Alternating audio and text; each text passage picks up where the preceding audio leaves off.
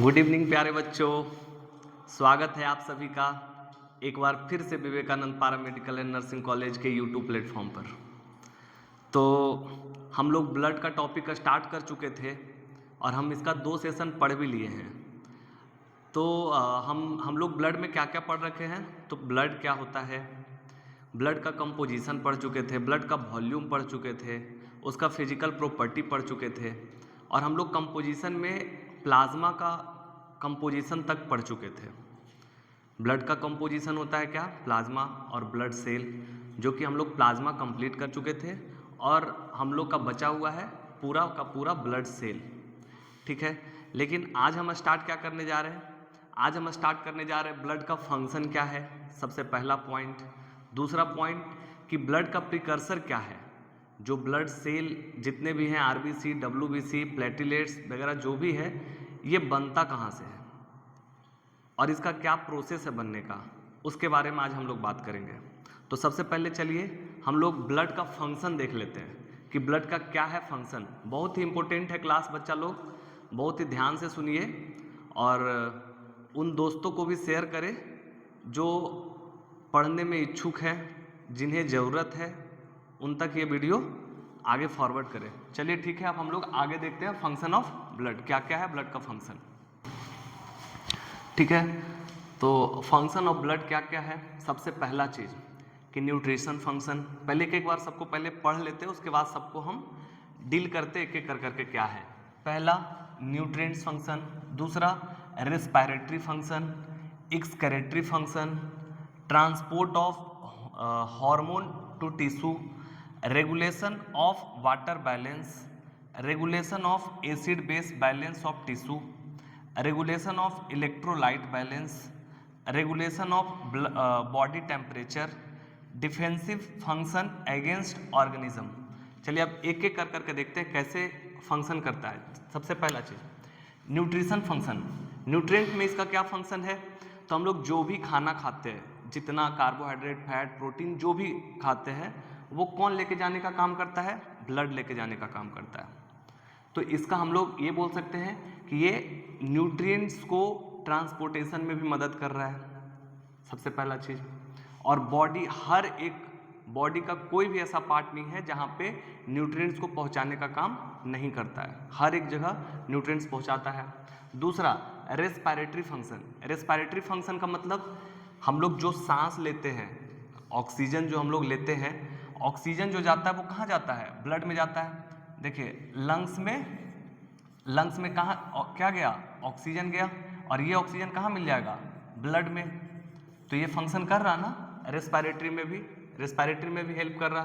दूसरा excretory function, जो भी हमारे बॉडी में वेस्ट प्रोडक्ट है उसको भी बाहर निकालने का काम कौन कर रहा है, ब्लड कर रहा है, तो एक्सक्रेटरी में भी फंक्शन कर रहा है। दूसरा ट्रांसपोर्टेशन ऑफ हार्मोन, आपको पता होगा, आप लोग पढ़े होंगे इंडोक्राइन सिस्टम। इंडोक्राइन सिस्टम क्या होता है, डक्टलेस होता है। वहाँ क्या होगा कि हार्मोन कोई भी ग्लैंड जो बनाता है इंडोक्राइन सिस्टम में, चलिए देखते हैं इसको। इंडोक्राइन सिस्टम में कोई भी ग्लैंड क्या करेगा, हार्मोन बनाएगा, हार्मोन बनाता है। और ये कैसा ग्लैंड होता है, डक्टलेस होता है। इसका काम क्या है, जो ब्लड वेसल्स है उसमें ले जाकर के, किसमें, ब्लड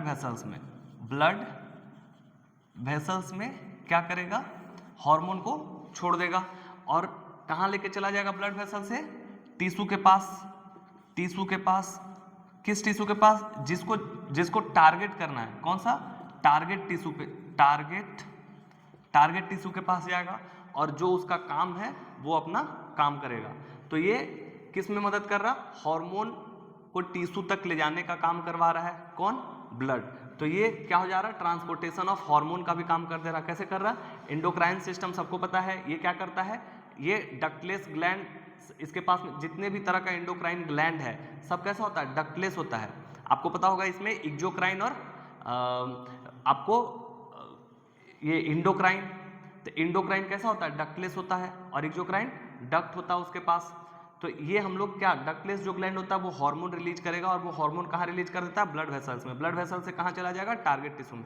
तो ये ट्रांसपोर्टेशन का काम कर रहा कौन, ब्लड।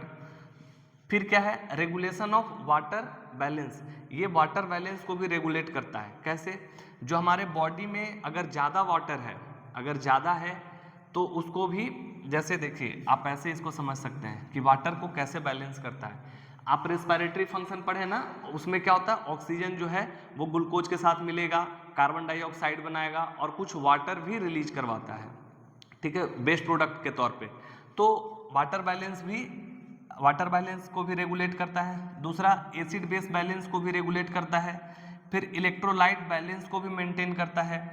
ये सब आप ऐसे समझ सकते हैं जैसे टिश्यू है। एक टिश्यू में पता होगा आपको कि एक होता है जो फ्लूइड होता है हमारा, टिश्यू में भी होता है। तो फ्लूइड के अंदर, टिश्यू के अंदर इलेक्ट्रोलाइट और फ्लूइड के भी अंदर इलेक्ट्रोलाइट प्रेजेंट होता है। तो अगर टिश्यू के अंदर है तो उसको हम लोग क्या बोलते हैं, एक होता है, हम लोग पढ़ते हैं ना, फ्लूइड जो होता है बॉडी में वो दो तरह का होता है, एक जो सेल के अंदर है और एक जो सेल के बाहर है। फिर सेल के बाहर का भी फर्दर पार्ट पढ़ते हैं। तो उसमें क्या होता है, इलेक्ट्रोलाइट। तो इलेक्ट्रोलाइट को भी बैलेंस करके रखता है। जैसे सेल के अंदर क्या रहता है, सेल के अंदर आपको रहता है क्या, के पे प्लस आयन, मतलब कैलियम, या इसको पोटेशियम बोल दीजिए, या फॉस्फेट ये रहता है किसके अंदर, सेल के अंदर। और सेल के बाहर कौन रहता है, सोडियम क्लोराइड, ये सब रहता है। तो ये इलेक्ट्रोलाइट का भी बैलेंस करने का काम कौन करता है, ब्लड का काम है, ठीक है। फिर देखिए बॉडी टेम्परेचर को भी मेंटेन करके रखता है कौन, ब्लड।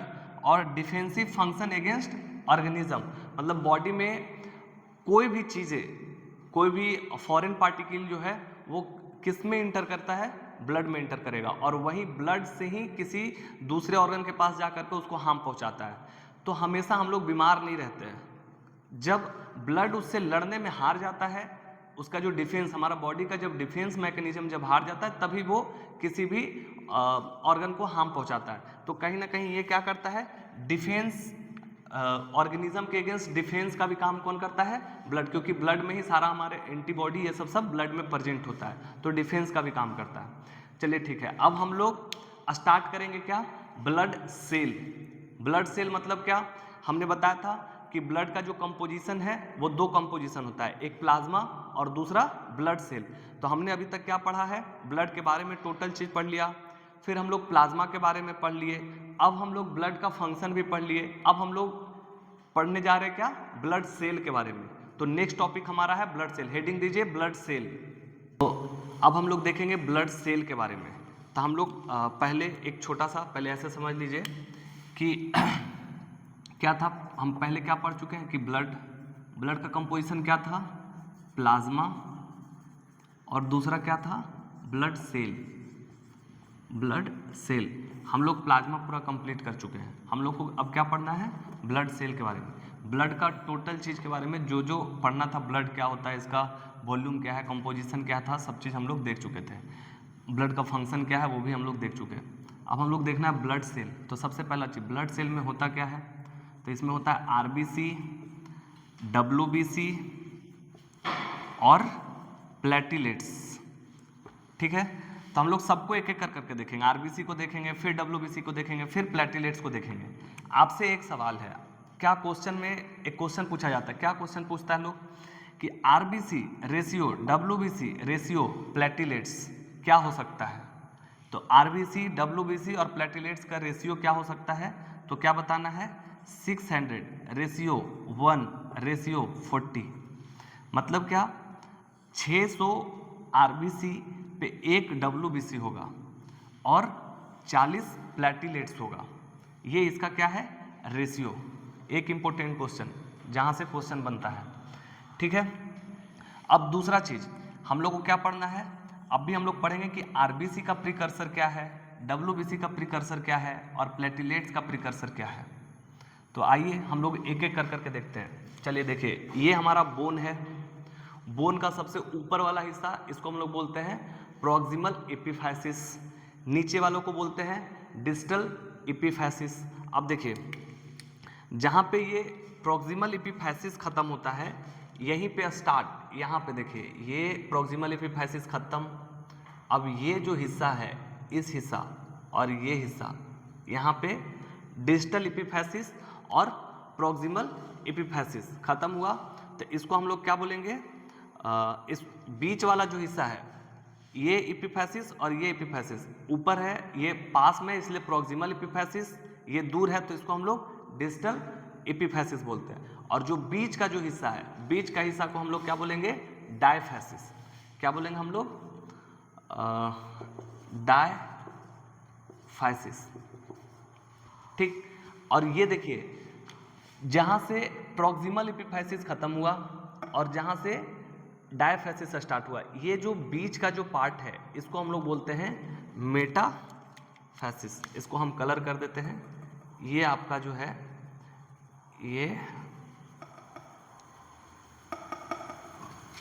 ये आपका मेटाफैसिस।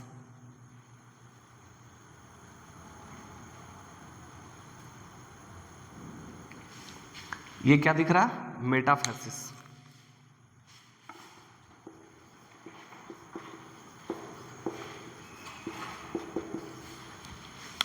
ठीक है, ये डायफैसिस, और जहां से डायफैसिस स्टार्ट है और प्रॉक्सिमल एपिफैसिस खत्म है, ये बीच का जो स्पेस है इसको हम लोग बोलते हैं मेटाफैसिस। अब देखिए यहां जो है ये बीच में जो डायफैसिस है, ये मैं एक और फिगर इसमें बनाना चाहूँगा, इसको इस कलर से नहीं, एक मिनट देखिए, इसको हम ब्लू पेन से बनाते हैं। ब्लू पेन से चलिए देखते हैं, ये रहा आपका, ये रहा आपका,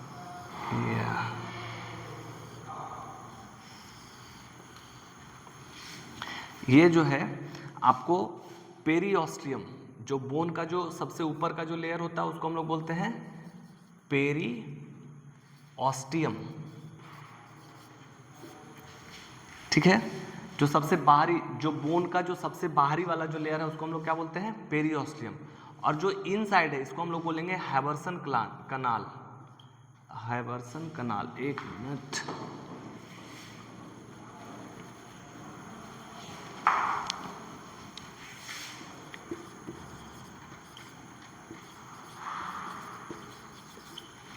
ठीक है, ये हो गया क्या, हैवर्सन का स्पेलिंग मिस्टेक, एक मिनट।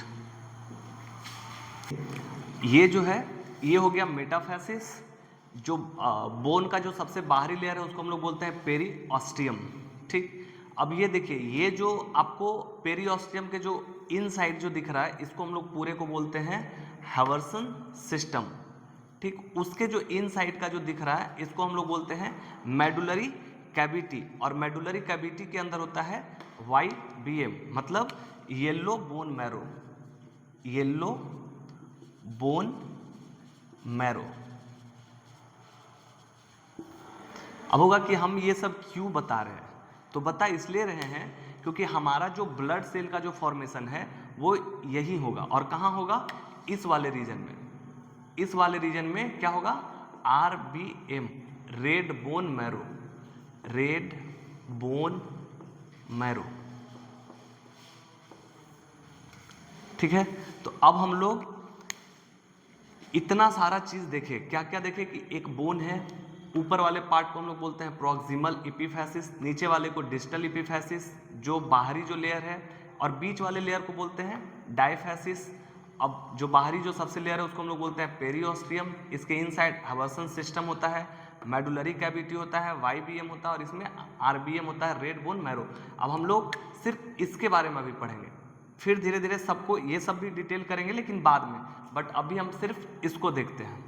ठीक है, तो अब हम लोग इस पे ध्यान देते हैं।